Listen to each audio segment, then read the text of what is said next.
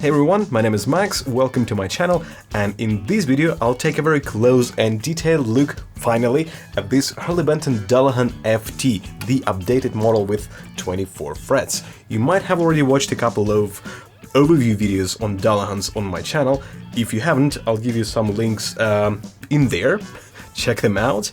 And by the way, if you haven't subscribed to my Instagram yet, I'd really appreciate if you do. That's where you can find beautiful close-ups of guitars, quick shootouts and demos on many different things, as well as regular updates on what's going on here and what I'm currently working on. Alright, now back to the video. And this time I'll be studying this guitar here in my lab under the microscope using my penalty point system, which means I have a checklist that I will apply to this guitar, and every time I will see a problem, the guitar will get a penalty point. The less points at the end of the video, the better. And let's begin this in-depth video with listening to this guitar in the mix.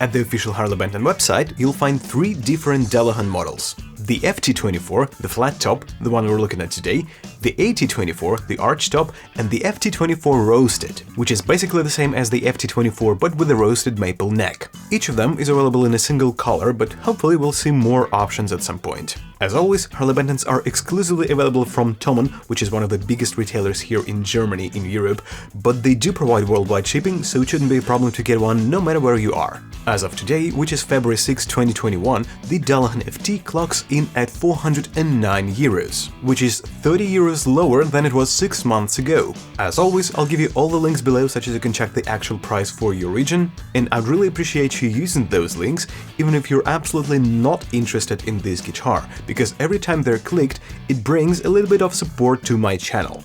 Thanks in advance.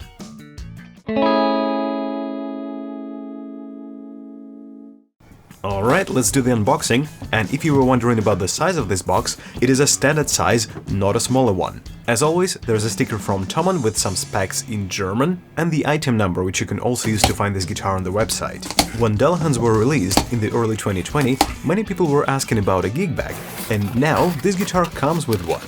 And yeah, here's the traditional Rescue My Guitar sticker. So speaking of the gig bag, at this price point I didn't expect any at all, so it's really good to have it, even though this particular bag is an inexpensive one, because gig bags for headless guitars are not the most common thing in the world.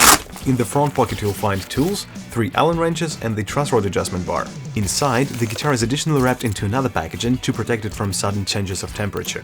As always, quality inspection card from Thomann, and that's all there is really.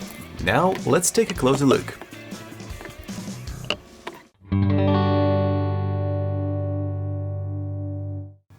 Very good, let's talk specs. The first and foremost is, of course, that this is a headless guitar, and I believe that might be the reason why you're interested in it. Other than that, it has an older body, but unfortunately the finish is not transparent, so we won't be able to see wood grain, at least until I remove the neck and we'll be able to take a look inside of the neck pocket. FT in the model name stands for flat top, and it is indeed flat, but other than that there are a couple of cutaways. Here, a big one for the right hand, under the bridge, here, It has a very deep belly cut on the back, and a couple of pieces are taken off here at the neck heel. The guitar has a bolt-on construction, and this is a one-piece maple neck, headless, with a maple fretboard. Dullahan has a standard scale of 25.5 inches. The official specs say the fretboard radius is 350 mm, which is about 14 inches. But as you can see, it is smaller than that. At the same time, it is bigger than 12, you can see a gap in the middle. I assume it is 13, which means the actual specs don't match the official specs, and that brings the first penalty point. Here's the neck profile at the first fret, and it is very similar to Harley Benton Fusion 2, which makes sense, they feel pretty much the same. It is thicker than an Ibanez Wizard, and slightly thicker than Fender Modern C. Here it is compared to other profiles I've measured earlier. Let's repeat for the 12th fret. Well, I guess we could expect this, a perfect fit with the Fusion 2, much thicker than Wizard, and slightly thicker than Fender's neck. And here they are all together. This guitar comes with two Roswell HAF humbuckers, and these are the same pickups that you will find in Harley Benton Fusion 2 guitars that I reviewed earlier, but with black pole pieces. They have Alnico 5 magnets, and these are medium output pickups. These are also inexpensive pickups, which makes sense. It doesn't add much to the price of the guitar, and I know many of you buy Harley Bentons as mock platforms and plan to swap pickups anyway. But even with these pickups, the guitar sounds pretty good. The bridge consists of 6 individual saddles mounted on a common base plate. You might have already watched my video on Dullahan updates that addresses the bridge. If you haven't, I'll give you a link to it there. A string goes through the saddle and is fixed in place with this tiny little screw. You can adjust the intonation by rotating the tuning pack. The other screw, right there, is used to set the scale, so you can untighten it, move the saddle left or right, and tighten it again. The action can be adjusted using this brass screw. It turns left and right, making it higher or lower. And going forward, I can tell that this is the weakest part of the whole guitar. I'll talk about this in details in the part 2 of this video, so stay tuned. The brass screw itself is fixed inside of the saddle with another tiny hex screw right there. And if we look at the bridge from this perspective, we'll see colorful string ball ends, which means D'Addario strings. And they are 10 to 46. Alright, moving on to the headstock, if you want to call it that. The headstock says the guitar is made in Indonesia, and you'll also find this serial number here. At the end, the neck is getting thicker and kinda more rectangular, just as if there was a headstock. Here's the other side, and the tip of the neck is asymmetrical. You might have problems placing a clip-on tuner on this headstock.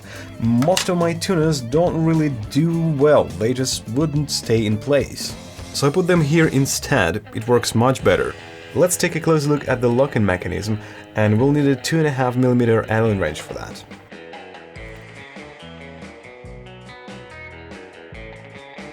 Each block has a tiny hex screw and a metal plate pressing against the string. Don't lose that plate. Here's what it looks like. The string goes through the block and you can cut out the excess. Here's what it looks like from this perspective. Okay, let me put it back. Do not over-tighten. This is a Graphtec Tusk XL nut. And by the way, you won't find the truss rod adjustment here, because it's here, right next to the neck pickup, which is a good and modern solution. The controls include volume and tone knobs and a 5-way pickup switch. Yep, 5 different tones with only 2 humbuckers. I don't exactly trust strap buttons of this shape, but at least they have these fluffy spacers between them and the body, which is good. And this is a good output jack solution because absolutely any plug, straight or angled, will fit in here without any problems, even if you have something like Providence or my favorite Lex cable with probably the smallest plugs in the world. If you haven't checked one yet, do that, they're good. This is a satin finish, and they call it Natural Open Pore Black Satin. I wouldn't necessarily call it an open pore finish, but it definitely is black and satin. And the backside looks just the same. The neck has a very smooth satin feel to it, and unlike traditional glossy maple fretboards, This one is satin as well. Here's a close-up of the neck joint, looks good. Here's the other side as well, looks clean. I found a couple of inconsistencies with the finish. Here's one, there's another one, and here is more. But it's not really dramatic, I wouldn't really give a penalty point for that. This guitar has 24 stainless steel jumbo frets. Well, let's check if that really is stainless steel. For that, I have a piece of a standard wire which is softer than steel and should not leave any scratch marks. Yep, stainless steel confirmed. And here's the size, the width, and the height. Looks like jumbo frets to me. Here's a close-up of the fret ends, and it's really well done, it's consistent, and there's no sharp fret ends or anything. Good job! Okay, it is time to check how many tools this guitar needs for a full setup, and I shall remind you that for good usability, this amount should not exceed 3 tools, not counting the truss rod range. Instead of a truss rod wrench, we have a magic bar which goes in here. An Allen wrench is needed to fix the strings in place at the bridge. Another Allen wrench will perform the scale adjustment, and one more wrench for the locking mechanism and the headstock. So altogether it's 1, 2 and 3, and all these tools are included, which is good. Let's talk about tuning stability. The strings are locked here and here. Remember those locking screws on the bridge? So the string does not move anywhere. And even if it does, this is a Graphtec nut, but the piece of string here is so small that it doesn't really matter. So unless something weird is happening with the tuning pegs here in the bridge, it should be staying in tune very well.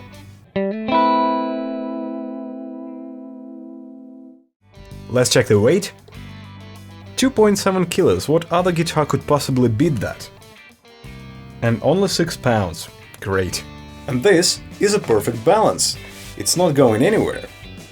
And the same in the sitting position, no matter what I do, it stays in place.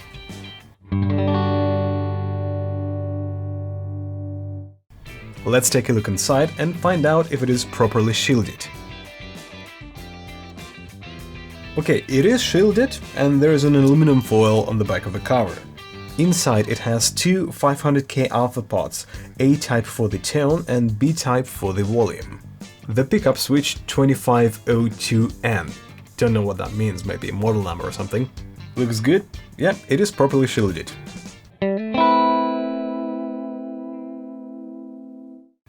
As I mentioned before, this guitar has a 5-way pickup switch, and this position is somewhat special because it turns the neck humbucker into 2 single coils connected in parallel.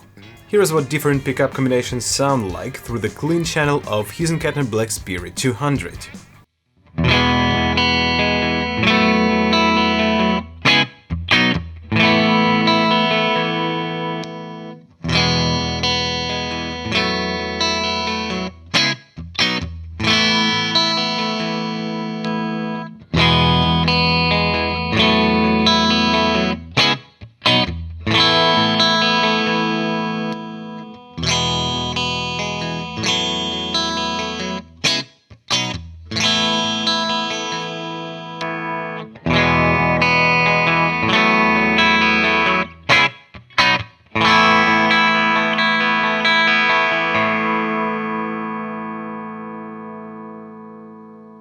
Let's compare this Dullahan-FT to Harley Benton Fusion 2.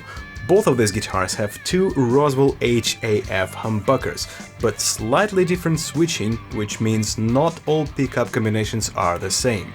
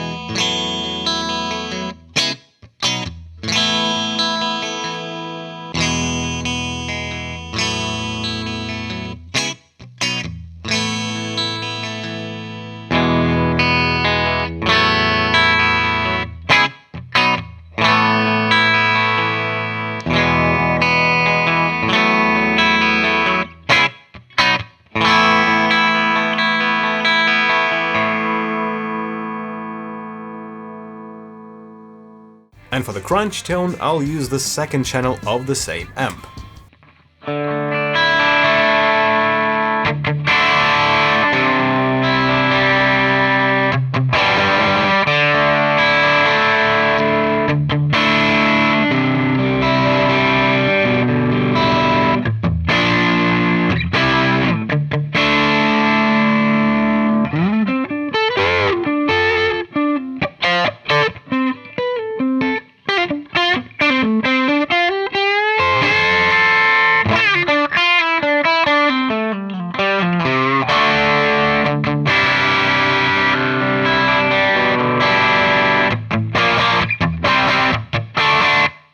For high gain, I'll go with PV6505 Plus.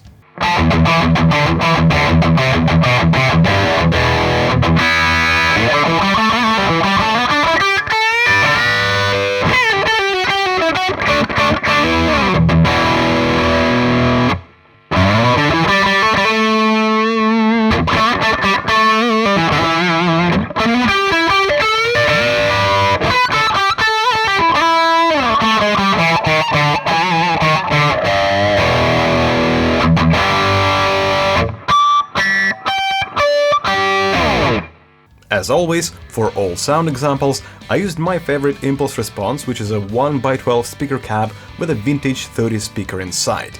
If you like the sound, you can, and I believe you should, grab the whole impulse pack at my website, link below. Let's test a couple of more things. Nobody likes crackling pots, right? So let's check how these two are gonna perform.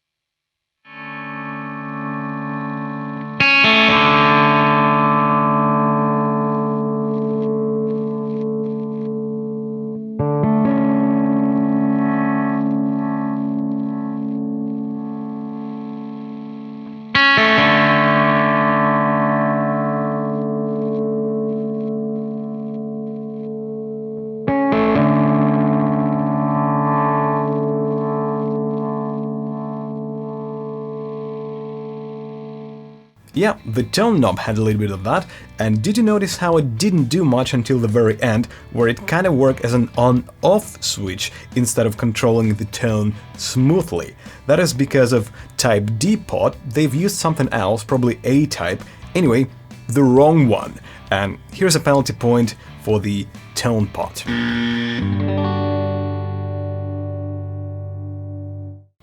Does this guitar have any unexpected noise that should not be there? Well, let's find out. No, there is no headstock harp and tremolo springs in the back, so it is very clean and dry. And if you want to learn more about better noise management, check my noise mechanics video.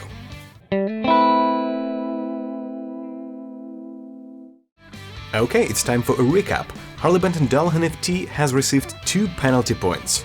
One for the fretboard radius that doesn't match the official specs, and one more for the tone pot. That's almost a perfect score, but is this guitar perfect?